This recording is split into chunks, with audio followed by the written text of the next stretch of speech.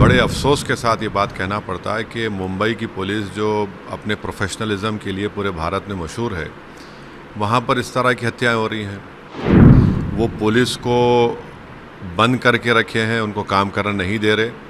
और तीसरा ये है कि उनको सिर्फ इलेक्शन की फ़िक्र है।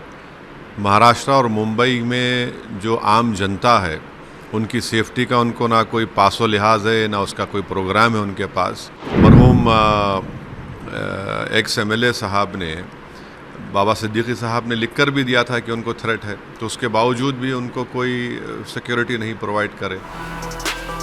एनसीपी नेता बाबा सिद्दीकी की हत्या पर एआईएमआईएम प्रमुख असदुद्दीन ओवैसी ने कहा कि इससे एक बात साफ जाहिर होती है कि महाराष्ट्र और मुंबई जो भारत की आर्थिक राजधानी है, वहां पर जंगल राज चल रहा है। मुंबई पुलिस जो पूरे भारत में मशहूर है, उसके रहते वहां पर इस तरह की हत्याएं हो रही है। इससे यह स्पष्ट है कि वहां की शिंदे फडणवीस की सरकार के पास कोई राजनीतिक इच्छा शक्ति नहीं है, वह पुलिस को काम करने नहीं दे रहे हैं। और तीसरा कि उन्हें केवल चुनाव की फिक्र है। महाराष्ट्र और मुंबई की आम जनता की सुरक्षा की उन्हें कोई चिंता नहीं है। यह बहुत ही दर्दनाक, अफसोसजनक और शिंदे फडणवीस सरकार की नाकामी बताने वाली घटना है। बाबा सिद्दीकी ने लिखकर भी दिया था कि उन्हें धमकियां मिल रही है, लेकिन इसके बाद भी उन्हें अच्छी सुरक्षा नहीं दी गई। इससे एक बात साफ जाहिर होती है कि महाराष्ट्र और बिलखुसूस मुंबई में जो भारत का फाइनेंशियल कैपिटल है, वहाँ पर एक जंगल राज चल रहा है। और बड़े अफसोस के साथ ये बात कहना पड़ता है कि मुंबई की पुलिस जो अपने प्रोफेशनलिज्म के लिए पूरे भारत में मशहूर है, वहाँ पर इस तरह की हत्याएं हो रही हैं। तो इससे एक बात मालूम होती है कि वहाँ की शिंदे और फडणवीस की सरकार के पास कोई पॉलिटिकल विल नहीं है। वो पुलिस को बंद करके रखे हैं, उनको काम करना नहीं दे रहे।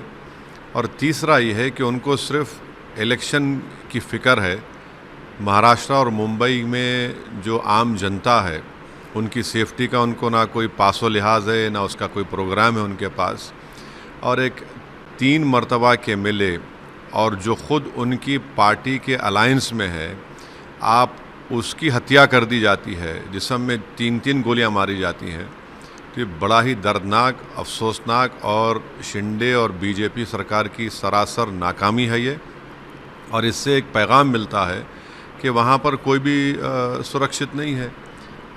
ये दूसरी हत्या हो गई है उनके अलायंस के पार्टनर की, जब आप अपने ही गुट के लोगों को नहीं बचा पा रहे हैं। और मालूम ही हो रहा है कि मरहूम एक्स एमएलए साहब ने, बाबा सिद्दीकी साहब ने लिख कर भी दिया था कि उनको थ्रेट है, तो उसके बावजूद भी उनको कोई सिक्योरिटी नहीं प्रोवाइड करे।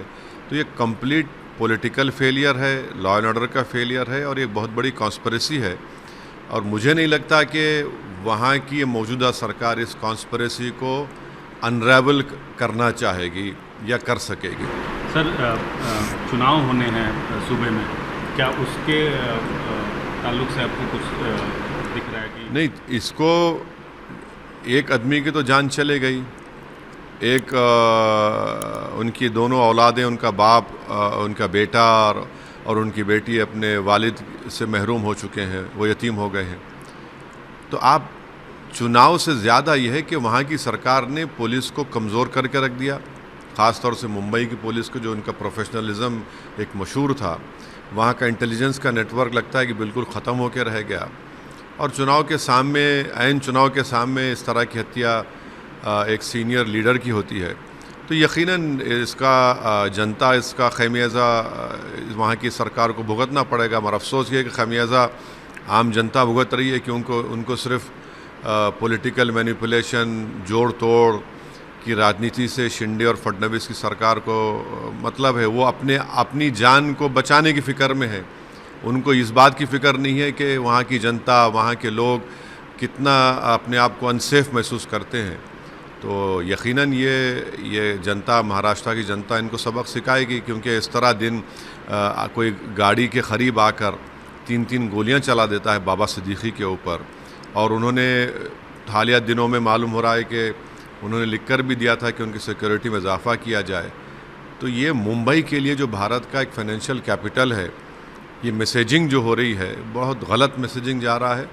और इसकी पूरी ज़िम्मेदारी मेरी नज़र में वहाँ की सरकार पर आयद होती है। और यकीनन ये आने वाले चुनाव में लॉ एंड ऑर्डर का मसला और इनका सेलेक्टिव क़ानून का इस्तेमाल या फिर आंखें बंद कर लेना उन लोगों के ख़िलाफ़ जो क़ानून अपने हाथ में लेते हैं, जो गाली देते हैं, जो हिंसा की बात करते हैं, जो धर्म संसद करके गाली देते हैं, कोई सरकार कोई काम ही नहीं कर रही, सिर्फ अपनी चमड़ी बचाने के लिए काम कर रहे हैं। तो यही हालात पैदा होने वाले हैं महाराष्ट्र में और इसका खमियाजा भुगतना पड़ेगा विधानसभा के चुनाव में।